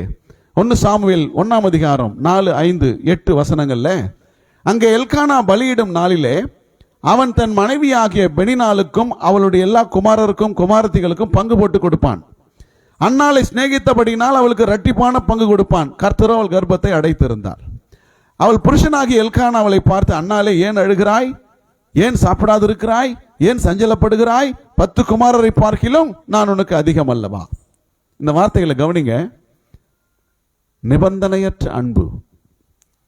இங்க 2 பேரும் சண்டை, ஓயாத சண்டை நடக்குது. தேவ ஆலயத்திலும் நடக்குது, தேவ சமூகத்திலும் நடக்குது. அல்லேலூயா. அங்கே போய் சண்டை போடுறாங்க. அங்கே அவர்களை யாரையுமே திட்டல. அவ நிந்திக்கிறவளை திட்டவே இல்லை, பெனினால கடிந்து கொள்ளவே இல்லை, ஒண்ணுமே சொல்லல. நல்லா கவனிக்கணும். இந்த சூழ்நிலையிலும், அவள் பலவீனமா இருக்கிற இந்த சூழ்நிலையிலும் அவளுக்கு அன்பாக ஆறுதலாக அந்த மனுஷன் இருக்கிறான். அல்லேலூயா. கணவனோ மனைவியோ, புருஷனுக்கு மனைவியும் மனைவிக்கு புருஷனும் எப்படி இருக்கிறீர்கள்? ஆறுதலா இருக்கிறீங்களா? ஏன்னா சொல்ல வந்த பா எல்லாம் தெரிஞ்ச மாதிரி பேச வந்துச்சு இல்ல இல்ல. ஒரு மனைவியினுடைய ஆறுதலும் ஒரு புருஷனுடைய ஆறுதலும் 2 பேருக்கு இல்லாவிட்டால் நம்பிக்கையும் தைரியமும் அவர்கள் பெற முடியாது. நல்லா புரிஞ்சுங்க. தன் மனைவிக்கு நல்ல ஆறுதலாக அன்பாக அவன் இருக்கிறான். அவனுடைய வார்த்தை ஆறுதலை அளிக்கிறது. நல்லா கவனிங்க. அவ்வளவு காயப்பட்டிருக்கிறாள், ரொம்ப காயப்பட்டிருக்கிறாள். ஆனா புருஷனுடைய வார்த்தை அவள் உள்ளத்தை தேற்றினதினாலே ஜெபிக்க வேண்டும் என்ற எண்ணம் வருகிறது. உன்னுடைய ஆறுதல் தான் உன் மனைவிக்கோ உன் புருஷனுக்கோ, உன்னுடைய ஆறுதல் தான் ஜெபம் செய்ய வேண்டும் என்கிற தூண்டுதலை கொண்டு வரும். அல்லேலூயா. எத்தனை பேர் ஜெபிக்கிறோம்? நிறைய வேலை பார்க்கிறோம், எவ்வளவு நேரம் செலவிடுறோம், ஜெபம் எவ்வளவு நேரம் பண்றோம், எவ்வளவு நேரம் தேவ சமூகத்தில் இருக்கிறோம். நீ எவ்வளவு முயற்சிகள் செய்யலாம், எவ்வளவு பிரயாசங்கள் படலாம், எவ்வளவு திட்டங்கள் போடலாம், ஆனால் இவைகளெல்லாம் நிறைவேறும் இடம்தான் ஜெபம் அறை. ஜெபம் பண்ணாம உன்னால ஒன்றும் கிழிக்க முடியாது. அல்லேலூயா. பெனினாள் அவளை குத்தி கிழிக்கிறாள், ஆனால் எல்கானா அவளுக்கு ஆறுதலையும் அன்பையும் பொழிகிறான். அன்னாளுடைய பலம் யார் தெரியுமா? எல்கானா. அல்லேலூயா. புருஷனே, உன் மனைவிக்கு நீ ஆறுதலாகவும், மனைவியானவளே உன் புருஷனுக்கு ஆறுதலாகவும் இருப்பீர்களானால் உங்கள் வாழ்க்கையில மிகப்பெரிய நன்மையை நீங்கள் காண முடியும். அல்லேலூயா. கர்த்தருக்கு மகிமை உண்டாகட்டும். பாத்தீங்கன்னா, யூத கலாச்சாரத்தில் குழந்தை இல்லாத பெண்கள் சாபமாக கருதப்படுவார்கள். யூத கலாச்சாரத்தில் எப்படி நினைப்பாங்க? சபிக்கப்பட்டவர்களாக கருதப்படுவாங்க. அப்படிப்பட்ட ஒரு சூழ்நிலையில் அநேக வருடங்கள் அன்னாள் இருந்தாலும் கூட அந்த பலவீனத்திலே, அந்த சூழ்நிலையிலே அவளை கைவிடாமல் இவன் சொல்லுகிற ஒரு வார்த்தை, உனக்கு 10 பிள்ளைகள், ஆண் பிள்ளைகள் பிறந்தாலும் கூட நான் உனக்கு அதிகம் அல்லவா? என்ன ஒரு வார்த்தை, என்ன அன்பான வார்த்தை. அல்லேலூயா. இப்படி யாராவது சொல்லியிருக்கிறோமா? புருஷன் மனைவிக்கு, மனைவி புருஷனுக்கு இப்படி சொல்லி இருக்கிறோமா? இப்படி ஆறுதல் சொல்லி இருக்கிறோமா? இந்த ஆறுதல் தான் இத்தனை வருடம் பிள்ளை இல்லாமல் போனாலும், இத்தனை வருடம் நிந்தையை அனுபவித்தாலும் அவளால் ஆறுதலாய் இருக்க முடிந்தது. அல்லேலூயா. இந்த அன்பு தான், இந்த பாசம்தான், இந்த அரவணைப்பு தான் எல்கானுடைய வாழ்க்கையை மேற்கொண்டு நடத்துவதற்கு உதவியாக இருக்கிறது. அல்லேலூயா. கர்த்தருக்கு மகிமை உண்டாகட்டும். பைபிள் சொல்லுது, மனைவியை கண்டடைகிறவன் நன்மையானதை கண்டடைகிறான், கர்த்தரிடத்தில் தயவையும் பெற்றுக்கொள்கிறான். எத்தனை பேர் விசுவாசிக்கிறீங்க? மனைவியை கண்டடைகிற, நல்ல மனைவியை கண்டடைகிறன்னு சொல்லலாம். அல்லேலூயா. இன்னைக்கு ஒழுங்கா இருக்கிறவங்க கூட மனைவி வந்த பிறகுதான் உருப்பிடாம போறான்னு குடும்பம் கூட இருக்குது. ஒழுங்கா ஜெபம் பண்ணியிருப்பான், ஒழுங்கா ஆராதனைக்கு போவான், தேவனுக்கு பயந்து நடப்பான், எல்லாம் கரெக்டா இருப்பான். என்னைக்கு இந்த அன்னாள் என்கிற வேற ஒரு பெண், சொல்றேன், இந்த அழகான ஒரு பெண் அவனுக்கு மனைவி ஆக்கப்படுறாலோ, அன்னைக்கு அவன் எதை இழந்து போறான்? எதை இழந்து போறான்? தேவ சமூகத்தை இழந்து போறான். தூக்கம். தூக்கம் அந்த வீட்டில் என்னதான் இருக்கும்னு தெரியல, விட மாட்டாங்க. தூக்கத்தை விட மாட்டாங்க, அது இவங்களை விட மாட்டேங்குது. அன்னைக்கு இந்த பெண் வந்த நாள் முதல் அவன் வாழ்க்கை உடைந்து போகிறது. அப்படி அல்ல, நீ தேவ சமூகத்திலே உன் வீட்டை கட்டக்கூடிய புத்தி உள்ளவளாக இருக்காமல் போனால் உன் குடும்பம் என்றைக்கும் இடிக்கப்பட்ட குடும்பமாய், கட்டப்படாத சிதைந்து போன ஒரு வீட்டுக்கு ஒப்பாகவே இருக்கும் என்று கர்த்தர் சொல்லுகிறார். அல்லேலூயா. கவனிக்கிறீங்களா? ஆமா, இப்படிலாம் சொன்னா நீங்க கவனிக்க மாட்டீங்க. உயர்த்துவார், கொடுப்பார், அடி தூக்குவார்னா தான் என்ன செய்வோம்? கவனம் வரும். நல்லா கவனிங்க. ஜெபம் இல்லாமல் நீ தேவ சமூகத்துக்கு வர முடியாது என்கிற மனதிலே வைத்துக்கொள். பரிசுத்தம் இல்லாமல் ஒருவனும் தேவனை தரிசிப்பது இல்லை. உன் பரிசுத்தம் தேவனுக்கு முன்பாக எப்படி உண்டாகும் என்று சொன்னால், நீ தேவனை சந்திப்பதின் மூலமாக, ஆராதிப்பதின் மூலமாய், ஜெபிப்பதின் மூலமாய், தொழுது கொள்வதின் மூலமாய், அன்பு கூறுவதின் மூலமாய் உனக்கு பரிசுத்தம் உண்டாகும். தேவனை நீ தரிசிக்க முடியும். எத்தனை பேர் விசுவாசிக்கிறீங்க? இயேசு சொன்னார் பவுல் மூலமாக, எபேசியர் 5:25 முதல் 27 வரைக்கும் வேதம் சொல்லுகிறது, புருஷர்களே உங்கள் மனைவிகளில் அன்பு கூறுங்கள், அப்படியே கிறிஸ்துவும் சபையில் அன்பு கூர்ந்து. இன்னைக்கு சபையில தேவன் அன்பு கூர்ந்து இருக்கிறார். அதுக்கு எதை ஒப்பாக்குகிறார்? நீ உன் மனைவியிடத்திலே அன்பு கூறுவது எதுக்கு ஒப்பா இருக்குது? இயேசு சபையிலே அன்பு கூறுவதற்கு ஒப்பாக இருக்கிறது. அவர் திருவசனத்தை கொண்டு தண்ணீர் முழுக்கினால் உன்னை பரிசுத்தமாக்கி, கரை திரை முதலானவை ஒன்றுமில்லாமல் பரிசுத்தமும் பிழையற்றதுமான மகிமையுள்ள சபையாக கர்த்தர் மாற்றுகிறார். உன் அன்புதான் உன்னை பரிசுத்தத்துக்குள்ளே நடத்தும், தேவ சமூகத்துக்கு நடத்தும். அல்லேலூயா. இன்னைக்கு தேவ பிள்ளைகள் ஒருவரை ஒருவர் உற்சாகப்படுத்தணும். சாமுவேலினுடைய வீடு அவன் பிறக்கிறதுக்கு முன்னாடி எப்படி இருந்துச்சு? இருளாக தான் இருந்துச்சு, சமாதானம் இல்லாத ஒரு வீடாகத்தான் இருந்துச்சு. அன்னாளுடைய அறை வெறிச்சோடி தான் இருந்துச்சு. ஆனாலும் தேவனை தேடுவதில் உற்சாகம் இருந்தது. அல்லேலூயா. எத்தனை பேர் விசுவாசிக்கிறீங்க? கர்த்தர் தம்முடைய வார்த்தையை நிறைவேற்ற வேண்டுமா? நீ சொன்ன வார்த்தையை நீ நிறைவேற்றினால் கர்த்தர் சொன்ன வார்த்தையை அவர் நிறைவேற்றுவார். அல்லேலூயா. எப்படி அன்பு கூறுவது? அன்பு கூறணும்னா எப்படி அன்பு கூறுறது? அதுக்கு அழகான ஆலோசனை 1 யோவான் 5:3 வேதம் சொல்கிறது, நாம் தேவனுடைய கற்பனைகளை கை கொள்ளுவதே அவரிடத்தில் அன்பு கூறுவதாம். அவருடைய கற்பனைகள் பாரமானவைகளும் அல்ல. நீ வேத வசனத்தின் மீது நேசம் கொள்ளுகிறாயா? வேத வசனத்தின் மீது அன்பு கூறுகிறாயா? வேத வசனத்தை நேசிக்கிறாயா? வேத வசனம் பேசுவது முக்கியம் அல்ல, வேத வசனத்தை படிப்பது முக்கியம் அல்ல, அந்த வேத வசனத்தின்படி வாழ்வதற்கு தன்னை ஒப்பு கொடுப்பதே அன்பு கூறுவது. அல்லேலூயா. எத்தனை பேர் விசுவாசிக்கிறீங்க? நிறைய பேர் நீங்க கவனிக்கிறது இல்லை. நான் துக்கமா சொல்றேன், நீ வருத்தப்படுவ, ஒரு நாள் வருத்தப்படுவேன். தேவனுடைய வார்த்தையை அசட்டை பண்ணி அதை தள்ளிவிடும் போது நாம் வருத்தத்தை சந்திப்போம். தேவன் பேசும்போது, வார்த்தையை பேசும்போது கவனிக்காமல் இருப்பீர்களானால் அந்த கவனக்குறைவே உங்கள் ஆசீர்வாதத்தை தடுத்துவிடும், நன்மையை கெடுத்துவிடும். மிகுந்த எச்சரிக்கையோடு காணப்படுங்கள். அல்லேலூயா. வேதம் சொல்லுது, நீ அன்பு கூறும் போது, வேத வசனத்தில் அன்பு கூறும் போது, வேத வசனத்தை நேசிக்கும் போது, வேத வசனத்துக்கு உன்னை அர்ப்பணிக்கும் போது, ரோமர் 8:28 சொல்லுது, அவருடைய தீர்மானத்தின்படி அவரிடத்தில் அன்பு கூறுகிறவர்களுக்கு சகலமும் நன்மைக்கு ஏதுவாய் நடக்கிறது. அல்லேலூயா சொல்லுவோமா? தேவன் சகலத்தையும் நன்மைக்கு ஏதுவாய் நடத்துகிறவர். 1 சாமுவேல் 1:17 அவங்க போகும்போது சொல்லி அனுப்புறாரு, சமாதானத்தோடு போ. எந்த ஒரு மனுஷனும் தன்னுடைய சுய வார்த்தையினால், தன் சொந்த வார்த்தையினால் இப்படிப்பட்ட ஒரு மேன்மையான பதிலை சொல்ல முடியாது.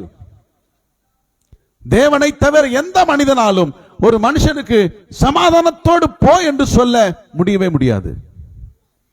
இங்க ஏலி சொன்னதாக நான் பார்க்கல, தேவனே சொல்லி அனுப்புகிறார். எத்தனை பேர் விசுவாசிக்கிறீங்க? அல்லேலூயா. தேவனே சொல்லி அனுப்புகிறார். அன்னாலே எல்கானாவே, உன்னுடைய பக்தியும் உன்னுடைய ஆராதனையும் உன்னுடைய வைராக்கியமும் உனக்கு சமாதானத்தை கொடுத்திருக்கிறது. இயேசு சொன்னார், உன் விசுவாசம் பெரியது, நீ விரும்புகிறபடி ஆக கடவது. அவன் விசுவாசம் உள்ளவன். எத்தனை பேர் விசுவாசிக்கிறீங்க? கர்த்தருக்கு மகிமை உண்டாகட்டும். அல்லேலூயா. 3வது, தேவனுக்கான பொருத்தனையை அங்கீகரிக்கிறவன். தேவனிடத்தில் தன்னுடைய மனைவி செய்த பொருத்தனையை அங்கீகரிக்கிறான். தன் மனைவி தேவனிடத்தில் செய்த பொருத்தனைக்கு மதிப்பளிக்கிறான். அல்லேலூயா. இன்னைக்கு பொண்டாட்டி பொருத்தனை பண்ணிட்டு வீட்டுக்கு போய் சொன்னா, புருஷன் கேட்கிறாரு, யாரை கேட்டு சொன்ன? என்ன சொல்றாரு? யாரை கேட்டு சொன்ன? அண்ணால் அப்படி இல்லை, எல்கானா அப்படி இல்லை. நான் தேவனுக்கு என்ன பொருத்தனை செய்தாலும் என் கணவர் அதற்கு ஒத்து உழைப்பார் என்பது அண்ணாளுக்கு நல்லா தெரியும். அல்லேலூயா. சாதாரண பொருத்தனை அல்ல. 1 சாமுவேல் 22:28 வரைக்கும் வாசிச்சீங்கன்னா, அங்க என்ன வாசிக்கிறேன்னா, பிள்ளை பிறந்துருச்சு. இந்த பிள்ளையை கொண்டு போய் தேவ சமூகத்தில் விடுவதற்கு அந்த பிள்ளைக்கு வயசு இல்லை, ஒரு 3 வயசு ஆகணும், பால் மறக்கணும், அதுக்கப்புறம் கொண்டு போய் விடணும். ஓகே, 3 வருஷம் இருந்துட்டு வாமான்னு சொல்லிட்டு போயிட்டு வந்துடுறாரு. இப்போ 3 வருஷம் கழிச்சு இவங்க போறாங்க. 3 காலையில கொண்டு போறாங்க, திராட்சை ரசத்தெல்லாம் கொண்டு போறாங்க, பலியிடுறாங்க. சாமுவேல்கிட்ட கொண்டு போய் இந்த பிள்ளையை ஒப்படைக்கும் போது என்ன சொல்றாங்க அப்படின்னா, 26 அப்பொழுது அவள், என் ஆண்டவனே, கவனிங்க, என் ஆண்டவனே, இங்கே உம் மண்டையிலே நின்று கர்த்தரை நோக்கி விண்ணப்பம் பண்ணின ஸ்ரீ நான் தான். என்ன சொல்றாங்க? இங்க நான் ஜெபம் பண்ணனே 3 வருஷத்துக்கு முன்னாடி, இங்க ஜெபம் பண்ணிட்டு போனேன், நான் இப்ப வந்திருக்கிறேன். எப்படி சொல்றாங்க? உம்முடைய ஜீவனை கொண்டு சொல்லுகிறேன், உண்மையை சொல்லுகிறேன் சொல்லிட்டு, இந்த பிள்ளைக்காக விண்ணப்பம் பண்ணினேன், கொண்டாந்துருக்கேன் இப்போ பிள்ளைய, இந்த பிள்ளைக்காக விண்ணப்பம் பண்ணினேன். நான் கர்த்தரிடத்தில் கேட்ட என் விண்ணப்பத்தின்படி எனக்கு கட்டளையிட்டார். நீங்க கூட சொன்னீங்களே சமாதானத்தோடு போன்னு, உங்க வார்த்தையை கர்த்தர் நிறைவேற்றினார். அல்லேலூயா சொல்லுவோமா? ஆகையால், இப்பதான் வர்றாங்க பாயிண்ட்டுக்கு. ஆகையால் நான் கர்த்தருக்கென்று கேட்கப்பட்டபடியினால் அவன் உயிரோடு இருக்கும் சகல நாளும் அவனை கர்த்தருக்கே ஒப்பு கொடுக்கிறேன். இந்த பொருத்தனைக்கு எல்கானா மதிப்பளிக்கிறார். இந்த பொருத்தனையை அவர் அங்கீகரிக்கிறார். அல்லேலூயா.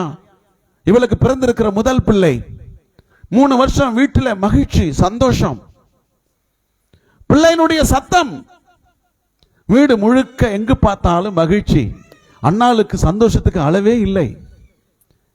ஹலோ, இப்ப கொண்டு விடணும்னு சூழ்நிலை வருதே, எப்படி இருக்கும்? ஒருவேளை அவர் சொல்லிருக்கலாம், அம்மா நீ ரொம்ப வருஷத்துக்கு பிறகு குழந்தை பிறந்திருக்குமா, நீ எத்தனை போய் தேவாலயத்தில் விடுறேன்னு சொல்றியே, உன்னால எப்படி முடியும்? இந்த பிள்ளையை பிரிஞ்சு உன்னால இருக்க முடியுமா? இந்த சந்தோஷத்தை தொலைச்சிட்டு உன்னால இருக்க முடியுமா?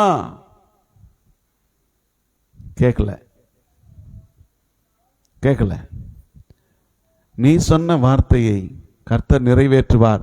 நீயே மறுத்தாலும், நீயே மனம் மாறினாலும், ஒருவேளை நீ செலுத்தாமல் போனாலும் கர்த்தர் நீ சொன்னதை காத்து நடத்துவாராக.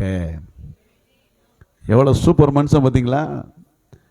ஏன்னா பெண்களுக்கு பிள்ளை பாசம் அதிகமா இருக்கும். ஒருவேளை இவள் மனம் மாறிவிட்டாலும் கூட, தன் பொருத்தனையை செலுத்தாமல் போனாலும் கூட, அவர் உறுதியாய் சொல்லிட்டு போறாரு, அண்ணாலே நீ சொன்ன வார்த்தையை 3 வருஷம் கழிச்சு கொண்டு போய் விடுவேன்னு சொன்ன நீ சொன்ன வார்த்தையை கர்த்தர் நிறைவேற்றுவாராக.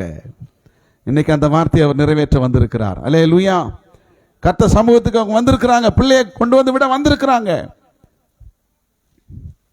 இது எதை காட்டுகிறது அப்படின்னா, அதிகாரத்தை விசுவாசத்திற்காய் பயன்படுத்தினார். அவருக்கு அதிகாரம் இருக்குங்க. நீங்க ஒரு வசனம் வாசிங்க, என்னாகமம் 30ஆம் அதிகாரம் 10 முதல் 15 வசனம் என்ன சொல்லுது அப்படின்னா, அவள் தன் புருஷனுடைய வீட்டில் யாதொரு பொருத்தனை பண்ணினாலும் அல்லது யாதொரு காரியத்தை செய்யும்படி ஆணையிட்டு தன் ஆத்துமாவை நிபந்தனைப்படுத்தி கொண்டாலும், அவளுடைய புருஷன் அதை கேட்டும் அவளுக்கு அதை வேண்டாம் என்று தடுக்காமல் மௌனமாக இருந்தால், அவள் செய்த எல்லா பொருத்தனைகளும், அவள் தன் ஆத்துமாவை நிபந்தனைக்குட்படுத்தின எல்லா நிபந்தனைகளும் நிறைவேற வேண்டும்.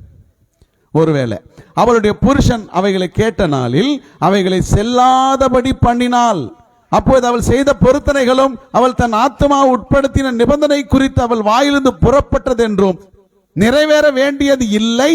அவளுடைய புருஷன் அவைகளை செல்லாதபடி பண்ணினதினாலே கர்த்தர் அவளுக்கு மன்னிப்பார். புருஷனுக்கு ஒரு அதிகாரம் இருக்கு, வேத சட்டத்தின்படி புருஷனுக்கு அதிகாரம் இருக்கு. பொருத்தனை பண்ணிட்டங்க அப்படின்னு சொன்னா, இல்ல நீ இந்த பொருத்தனை நிறைவேற்ற வேண்டிய அவசியம் இல்லை, இந்த பிள்ளையை கொண்டு போய் விட வேண்டிய அவசியம் இல்லை, நீ சொன்னதை செய்ய வேண்டிய அவசியம் இல்லை அப்படின்னு சொல்லுவதற்கு, தடுத்து நிறுத்துவதற்கு அவருக்கு அதிகாரம் இருக்கிறது. ஆனா அந்த அதிகாரத்தின்படி பயன்படுத்தாமல் விசுவாசத்திற்காய் பயன்படுத்தினார். அல்லேலூயா. இன்னைக்கு புருஷன்மார்களே கவனிங்க, மனைவி எழுந்து நின்ன உடனே வீட்டில் போய் விமர்சனம் பண்றது, ஏன் நின்னு கேட்கறது, ஏன் இப்படி செய்தன்னு கேட்கறதெல்லாம் வச்சு கூடாது.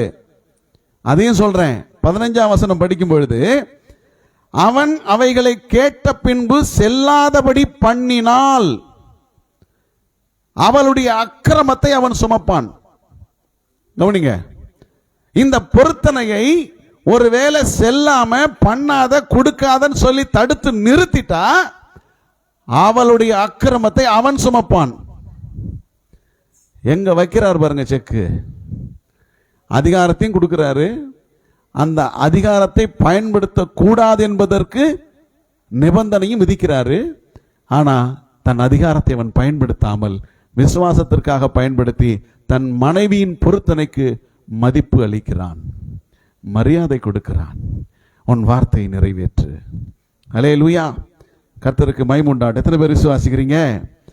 நீதிமொழிகள் 20:25 சொல்லுது, பரிசுத்தமானதை விழுங்குகிறதும் பொருத்தனை செய்த பின்பு யோசிக்கிறதும் மனுஷனுக்கு கண்ணியாக இருக்கும். கண்ணியாக இருக்கும். அல்லேலூயா. ஆமா, 1 பவுன் கோல்டு கொடுக்கிறன்னு நின்னுட்டு 1 கிராம் எத்தனை வந்து செலுத்துவேன்னு சொன்னா கண்ணியாக இருக்கும், உனக்கு கண்ணியாக இருக்கும். ஜாக்கிரதை. அல்லேலூயா. நான் சொன்னது குறைஞ்சது 1 பவுன், அதுக்கு மேலதான் கர்த்தர் கேட்டது. அல்லேலூயா. நல்லா கவனிக்கணும். வெள்ளியும் பொன்னும் கர்த்தர் உனக்கு கொடுத்தது. ஆமாவா இல்லையா?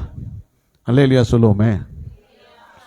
நீ என்னதான் பேசினாலும் நாங்க அசர மாட்டோம் ராஜா, ஆமேன்னு சொல்லுவோமே. நான் சொன்னது புரியலையோ? என்ன நீங்க என்ன சொல்றீங்கன்னு நானே சொல்றேன். என்னை பார்த்து நீங்க என்ன சொல்றீங்கன்னா, ராஜா நீ என்ன பேசினாலும் நாங்க அசர மாட்டோம் நீங்க சொல்றீங்களா? அல்லேலூயா. இது போல காதுகளை நான் கண்டதில்லை. அல்லேலூயா. மொழியெல்லாம் ஒரு மாதிரி இருக்குது, கொஞ்சம் பயமா தான் இருக்குது. அல்லேலூயா. பரிசுத்தமானதை விழுங்குகிறதும் பொருத்தனை செய்த பின்பு யோசிக்கிறது மனுஷனுக்கு கண்ணியாக இருக்கும். பிரசங்கி சொல்றார் 5:4-5, நீ தேவனுக்கு ஒரு பொருத்தனை பண்ணி கொண்டால் அதை செலுத்த தாமதியாதே, அவர் மூடரில் பிரியப்படுகிறது இல்லை. மூடர்கள் பொருத்தனை பண்ணிட்டு ஏமாத்துவாங்க, அவங்க மேல ஒரு பிரியப்படுகிறது இல்லை. நேர்ந்து கொண்டதை செய். 5ஆம் வசனம், நீ நேர்ந்து கொண்டதை செய்யாமல் போவதை பார்க்கிலும் நேர்ந்து கொள்ளாது இருப்பதே, பொருத்தனை பண்ணாமல் இருப்பதே நலம். உபாகம் 23:21 சொல்லுது, நீ உன் தேவனாகிய கர்த்தருக்கு பொருத்தனை பண்ணியிருந்தால் அதை செலுத்த தாமதம் செய்யாதே, தேவனாகிய கர்த்தர் அதை நிச்சயமாய் உன் கையிலே கேட்பார். ஒருவேளை நீ கொடுக்கலனா அது உனக்கு பாவமாகும். எத்தனை பேர் விசுவாசிக்கிறீங்க? அல்லேலூயா. உங்களை சாதாரணமாக நான் விட போறதில்லை. அல்லேலூயா. உங்க ஒருத்தரை கூட நான் சாதாரணமாக விட போறதில்லை. எத்தனை பேர் விசுவாசிக்கிறீங்க? இந்த மாதிரி ஸ்லாங்லாம் உங்களுக்கு புரியலையா என்னன்னு தெரியல. ஒருவேளை நான் தான் மாத்திக்கணுமோ? அல்லேலூயா, அல்லேலூயா. சொல்லுங்க, ஆமென் சொல்லுங்க. இருக்கிறீங்களா? சபையில் இருக்கிறீங்களா? சத்தமா ஒரு அல்லேலூயா. கர்த்தர் நல்லவர். ஸ்தோத்திரம். தேவன் மகிமைப்படுவாராக.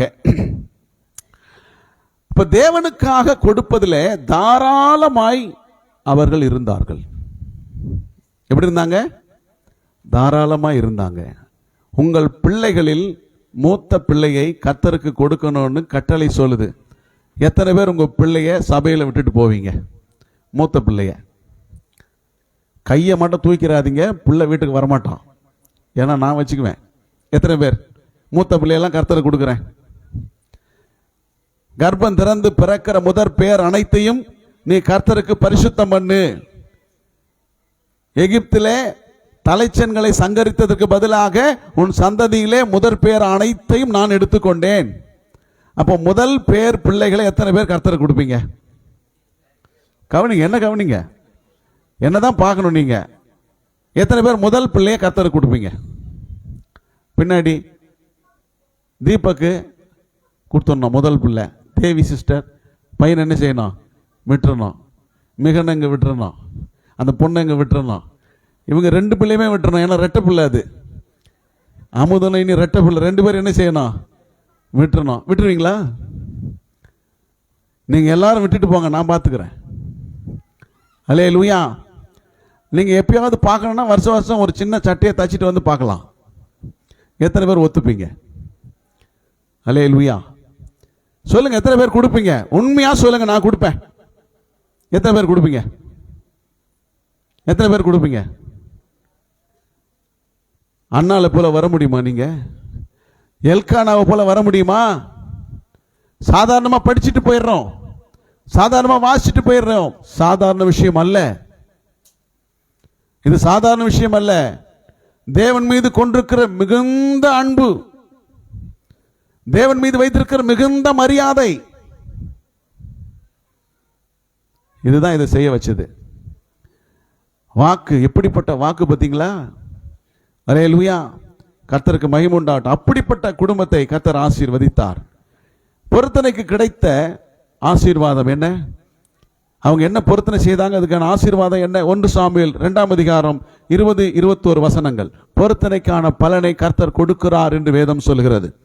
ஏலி எல்கானாவையும் அவன் மனைவியையும் ஆசீர்வதித்து, இந்த ஸ்ரீ கர்த்தருக்கென்று ஒப்பு கொடுத்ததற்கு பதிலாக என்ன சொல்றாரு? இந்த ஸ்ரீ கர்த்தருக்கென்று ஒப்பு கொடுத்ததற்கு பதிலாக கர்த்தர் உனக்கு அவளாலே சந்தானம் கட்டளையிடுவாராக. அல்லேலூயா. அவங்க வீட்டுக்கு போயிட்டாங்க. 21 சொல்லுது, அன்னாளை கர்த்தர் கடாட்சித்தார். கர்ப்பம் திறந்து 3 குமாரரையும் 2 குமாரத்திகளையும் பெற்றாள். 1 கொடுத்தால் 5 பெற்றால். நீ 1 பவுன் கொடுத்தேன்னா 5 சவரம் கொடுப்பார். எத்தனை பேர் ஆமேன்னு சொல்றீங்க? நிச்சயமா தரவே மாட்டார். ஏன்னா ஒருத்தரும் சொல்லவே இல்லை கொடுக்கணுமா. இவர் நைஸா கேப்ல கொடுங்கன்றாரு. அல்லேலூயா. ஆமாவா இல்லையா? நீ என்னத்தையோ கொடுத்தியனா 5 மடங்கு கர்த்தர் ஆசீர்வதிக்கிறார். உன் பொருத்தனையை நீ கொடுக்கும்போது கனப்படுத்துகிறாய், பொருத்தனையை கனப்படுத்துகிறாய். அல்லேலூயா. பெற்ற முதல் மகனை கொடுப்பது கடினம். தன் வீட்டை வெறிச்சோடி ஆக்குவது கஷ்டம், இருளாக்குவது கஷ்டம், துக்கமாக்குவது கஷ்டம். அதை பத்திலாம் அவங்க கவலைப்படல. சாமுவேலை கர்த்தருடைய ஆலயத்திலே கொடுத்து விட்ட பிறகு 3 வருஷம் கழிச்சு கொடுத்த பிறகு அதுக்கப்புறம் வருஷம் வருஷம் வந்து போயிட்டு இருந்தாங்க. அதுக்கப்புறம் வருஷம் வருஷம் வந்து போயிருக்கிறாங்க. அதுக்கப்புறமா தான் இந்த சின்ன சட்டை ஒன்று இருக்கு பாருங்க, அதான் முக்கியம். வரும்போதெல்லாம் என்ன கொண்டு வந்தாங்க? பையன் குழந்தையா இருக்கான், எது கொண்டு வந்தாங்க? வரும்போதெல்லாம் ஒரு சின்ன சட்டை. ஏன்னா நம்ம ஆளுக்கு ஞாபகம் மருதி ஜாஸ்தி. யாருக்கு? என்ன மாதிரி ஏலிக்கு ஞாபகம் மருதி அதிகம். என்ன ஞாபகம் மருதி அப்படின்னா, அந்த பிள்ளைக்காக ஜெபம் பண்ணது நான் தான் சொல்லி ஞாபகப்படுத்த வேண்டி இருந்தது. இப்போ இத்தனை வருஷம் ஆகி போயிட்டு இவங்க போகும்போதெல்லாம் இவங்க போயிட்டு அந்த பிள்ளையை பார்த்துட்டு ஜெபம் பண்ணின்னு போனோம் இல்லையா? இப்போ இந்த சின்ன சட்டை தான் ஏலிக்கு ஞாபகத்தை கொண்டு வருகிறது. இவர்கள் இந்த பிள்ளையை கர்த்தருக்கு ஒப்பு கொடுத்தவர்கள். சும்மா போலாமா? ஒப்பு கொடுத்தாங்களே, சும்மா போலாமா? 1:17 சொன்ன நல்வார்த்தை சொல்லி பல வருஷம் ஆயிடுச்சே. இப்போ மறுபடியும் என்ன செய்யறாருன்னா 2:20 சொல்றாரு, நீ ஒப்பு கொடுத்தாய் அல்லவா, கர்த்தர் அதுக்கு பதிலாக சந்தானம் கட்டளையிடுவார்னு தான் சொன்னாரு. சந்தானம் கட்டளையிடுவார்னு தான் சொன்னார். இவர் சொன்னது ஒண்ணுதான், ஆனால் தேவன் கொடுத்தது 5. கர்த்தர் 5 மடங்கு ஆசீர்வதிக்கிறவர். அல்லேலூயா. எத்தனை பேர் விசுவாசிக்கிறீங்க? கர்த்தருக்கு நாம் முதல் இடம், முதல் தரம், முதலானதை கொடுக்கும் போது நம்முடைய வாழ்க்கையில கர்த்தர் மிகப்பெரிய ஆசீர்வாதங்களை கொண்டு வருகிறார் என்பதற்கு எல்கானா ஒரு சாட்சி. எத்தனை பேர் எல்கானா போல இருக்கலாம்னு நினைக்கிறீங்க? அல்லேலூயா. சரி, இப்ப சொல்றேன், நீ சொன்ன வார்த்தையை கர்த்தர் நிறைவேற்றுவாராக. அந்த வார்த்தையில என்ன இருந்தது, எதை குறித்து அவர் பேசுகிறார், அதுல என்ன விஷயம் இருக்கு அப்படின்னா, நீ சொன்ன வார்த்தை, இந்த பிள்ளையை கொண்டு போய் தேவ சமூகத்தில் விடுவேன்னு நீ சொன்னல, அந்த வார்த்தையை கர்த்தர் நிறைவேற்றுவார்னு சொன்னல, அந்த நிறைவேறுதலில் என்ன இருக்கிறது அப்படின்னா, சீர்குலைந்து போன தேசம், சீர்கெட்டு போன மக்கள், ஒழுக்கக்கேடான ஆராதனை முறைமைகள், அநீதியாய் நடக்கும் ஆசாரியர்கள், தேவ கோபத்துக்கு காரணமான ஏலி, இவைகளுக்கெல்லாம் நீ சொன்ன வார்த்தையில தான் பதில் இருக்கிறது. நீ கொண்டு போய் ஒப்பு கொடுக்க போறீங்க அந்த பிள்ளைய, அதுல தான் காரியம் இருக்கிறது. அந்த பிள்ளையின் மூலமாகத்தான் இவைகள் எல்லாம் கர்த்தர் முடிவுக்கு கொண்டு வர போகிறார். அல்லேலூயா. உன் பொருத்தனை ஒரு தேசத்தை சீரமைக்க போகிறது. உன் பொருத்தனை தேசத்துக்கு விரோதமான சத்துருக்களை அடக்குமுறை செய்ய போகிறது. உன் பொருத்தனை ஜனங்களுக்கு நல்வழியை காட்டப் போகிறது. உன் பொருத்தனை முழு இருதயத்தோடு கர்த்தரை ஆராதனையில் நடத்த போகிறது. உன் பொருத்தனை ஒரு ராஜாவை அபிஷேகம் பண்ண போகிறது. உன் பொருத்தனை ஆசாரியனாக, தீர்க்கதரிசியாக, நியாயாதிபதியாக மாற்றப் போகிறது. அந்த பொருத்தனையை நீ செய்யாம இருக்கலாமா, அதை நிறைவேற்றாம இருக்கலாமான்னு சொல்லி உன் வார்த்தையை கர்த்தர் நிறைவேற்றுவாராக அப்படின்னு சொல்றார். அல்லேலூயா. கர்த்தருக்கு மகிமை உண்டாகட்டும். இந்த ஒரே மனுஷன், அவன் யார்? ஆசாரியன் ஆயிட்டான். ஏலி சாமுவேலை ஆசாரியனாக ஏற்றுக்கொள்ள காரணம் என்ன? ஜனங்கள் ஆசாரியனாக ஏற்றுக்கொள்வதற்கான காரணம் என்ன? நல்லா கவனிங்க. சும்மா அப்படியே படிச்சுட்டு போயிட்டாக்கா தெரிஞ்சிடாது. நல்லா கவனிக்கணும். ஆசாரியனாக ஒருவனை ஏற்றுக்கொள்வது, அதுவும் அந்த லேவி குடும்பத்திலே சுமை சுமக்கிற குடும்பத்திலிருந்து வந்த ஒருவனை ஆசாரியனாக யாரும் ஏற்றுக்கொள்ள முடியாது. ஏற்றுக்கொள்ள காரணம் என்ன? சாமுவேலின் சரித்திரத்திலே போடப்பட்டிருக்கிறது. கவனிங்க. அவர் தேவாலயத்தில் தூங்குவாராம். யாரு? சாமுவேல் தேவாலயத்தில் தூங்குற பழக்கம் உண்டு. அவர் ஒரு திடீரென்று தன்னுடைய பழக்கத்தை மாற்றி மகா பரிசுத்த ஸ்தலத்தில் போய் படுத்துக்கிட்டார். எங்க பெட்டி இருக்கு பாருங்க, கேருபீன்கள் மத்தியிலே வாசம் செய்கிற தேவனுடைய பெட்டி இருக்கிற மகா பரிசுத்த ஸ்தலத்தில் போயிட்டு படுத்துட்டு அங்க தூங்குறார். இப்படி அதிகாலையில் எழுந்து வாசலின் கதவு, ஆலயத்தின் கதவுகளை திறந்துன்னு வாசிக்கிறோம். அப்படி அங்கிருந்து எழுந்திரிச்சு வரும்போது ஏலி பார்க்கிறாரு. அதிகாலையில ஜனங்கள் அங்க இருக்கிறாங்க, ஆராதனைக்கு ரெடி ஆகுறாங்க. அவங்க பார்க்கறாங்க, இவங்க எல்லாம் பார்க்கறாங்க. இவர் என்ன இதுல இருந்து வர்றாரு, அது உயிரோட வர்றாரு அப்படின்னா என்ன அர்த்தம்? கர்த்தர் அவனை ஆசாரியனா ஏற்றுக்கொண்டார். ஆசாரியனா ஏற்றுக்கொண்டார். தேவன் அங்கீகரிக்காத ஒருவனை யாரும் ஏற்றுக்கொள்ள மாட்டார்கள். அப்ப தேவன் அவனை ஏற்றுக்கொண்டார் என்று அவரே சாட்சியாக இருக்கிறார். பிரதான ஆசாரியனாக தேவன் அவனை தெரிந்து கொண்டார். நியாயாதிபதியாக தெரிந்து கொண்டார். தீர்க்கதரிசியாக தெரிந்து கொண்டார். வேதத்திலே முதல் வேதத்தை கற்றுக் கொடுக்கிற வேத பண்டிதனாக, வேதாகம பள்ளியை நிறுவின முதல் ஆசாரியனாக சாமுவேல் இருக்கிறார். இப்படிப்பட்ட பொருத்தனையை நிறைவேற்றாமல் இருக்கலாமா? இப்படிப்பட்ட பொருத்தனையை செலுத்தாமல் இருக்கலாமா? எல்கானா, நீ ஒரு தேவ மனுஷன். நீ தேவ மனுஷன். சூழ்நிலையை பார்க்காதவன், தேவனை பார்க்கிறவன், தேவ பிரசன்னத்தை பார்க்கிறவன். நாம் எப்படி இருக்கணும்? எப்படிப்பட்டவங்களா இருக்கணும்? இந்த சாமுவேல் ராஜாக்களை அபிஷேகம் பண்ண கிருபை பெறுகிறான். ஒரு தேசத்தை நடத்துவதற்கு, தேசத்தை ஆளுவதற்கு தெரிந்தெடுக்கும் முக்கிய பொறுப்பு யாருக்கு கர்த்தர் கொடுக்கிறாரு? இவனுக்கு தான் கொடுக்கிறாரு. இவன் தைல கொம்பும் தைல குப்பியும் எப்போதும் தைலத்தால் நிரம்பி இருக்கிறது. ராஜாக்களை அபிஷேகம் பண்ண, சத்துருக்களை வெட்டி போட, ஜனங்களை நியாயம் விசாரிக்க, எதிர்காலத்தை அறிவிக்க. அற்புதமான தேவனுடைய பொருத்தனை.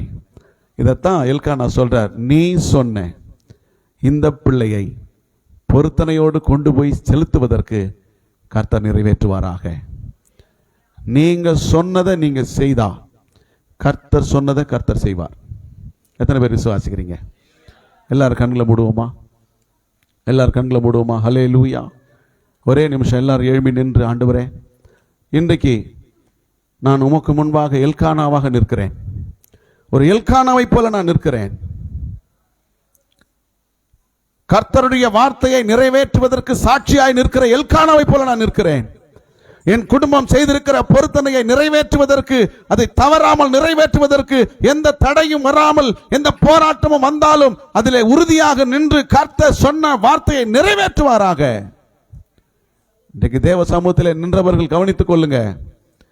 நீங்கள் செய்த பொருத்தனையை கர்த்தர் நிறைவேற்றுவாராக. நீங்கள் கர்த்தருக்கு செலுத்தி தீர்ப்பேன் என்று சொன்ன பொருத்தனையை கர்த்தர் நிறைவேற்றுவாராக. நீங்கள் நிறைவேற்றும் போது கர்த்தர் உங்களுடைய வார்த்தையில, வாழ்க்கையில செய்ய வேண்டிய காரியங்களை எல்லாவற்றையும் கர்த்தர் செய்து முடிப்பாராக. உன் சாபத்துக்கு முடிவு வரும். உனக்கு நிச்சயமான பதில் வரும். ஆழமான அன்பு கூறும் போது தேவ சமூகம் உன்னை அங்கீகரிக்கும். நீ பொருத்தனைக்கு மதிப்பளிக்கும் போது தேவனுடைய கரம் உன்னை ஆசீர்வதிக்கும். மிகப்பெரிய நன்மை அவன் சுதந்திரித்துக் கொண்டான். அவனை குறித்து சில இடங்களில் வாசிக்கிறோம். ஆனால் அவன் முக்கியத்துவம் வாய்ந்தவனாக கருதப்பட்டான். அவன் மறைக்கப்பட்ட ஒரு பாத்திரமாக இருந்தாலும் அவனை தியானிக்கும் போது அவனுடைய வாழ்க்கை மிகவும் ஆச்சரியமாக இருக்கிறது, ஆசீர்வாதமாக இருக்கிறது. எங்களை அதிகமாக நேசிக்கிற பரலோக பிதாவே, குமாரனாகிய இயேசு கிறிஸ்துவின் நல்ல நாமத்திலே இன்றைக்கு வந்திருக்கிற தேவ பிள்ளைகள் ஒவ்வொருவரையும் எல்கானாவாக மாற்றும், அன்னாளாக மாற்றும். அவர்கள் வருஷாந்தரம் தேவனுடைய ஆலயத்துக்கு போனார்கள். இன்னைக்கு வந்திருக்கிறவர்கள் வாரந்தோறும் முதல் நாளிலே ஆராதனைக்கு வருகிறார்கள். எங்கள் தேவனாகிய கர்த்தர் உயிர்த்தெழுந்த இந்த நல்ல நாளிலே உம்முடைய வார்த்தை உம்முடைய பிள்ளைகளை ஆசீர்வதிக்கட்டும். உம்முடைய வார்த்தை உம்முடைய பிள்ளைகளை ஆசீர்வதிக்கட்டும். கர்த்தர் நீ சொன்னதை நிறைவேற்றுவாராக. கர்த்தர் நீ சொன்னதை நிலை நிறுத்துவாராக. கர்த்தர் தம்முடைய வார்த்தையை நிறைவேற்றுவாராக. ஆண்டவரே, உம்முடைய பிள்ளைகளை ஆசீர்வதிங்க. உம்முடைய கரம் கூட இருக்கட்டும். ஒவ்வொருவரையும் விசேஷமாய் எல்கானா குடும்பத்தை போல ஆசீர்வதித்து சாட்சி உள்ளவர்களாய், தேவனுக்கு பிரியமானவர்களாய் உடைய வருகை பரியந்தம் நடத்துவீராக. இயேசு கிறிஸ்துவின் நல்ல நாமத்தில் வேண்டி ஜெபிக்கிறேன் நல்ல பிதாவே, ஆமேன். ஆமேன். God bless you. உட்காருவோம். திருப்பந்தி இருக்கிறது. திருப்பந்தியிலே நீங்கள் பங்கெடுக்க வந்திருக்கிறவர்கள், முடிந்தவர்கள் முழங்கால் படியிடலாம், முடியாதவர்கள் உட்கார்ந்து கொள்ளலாம். பிள்ளைகளை சத்தமில்லாமல் ஒரு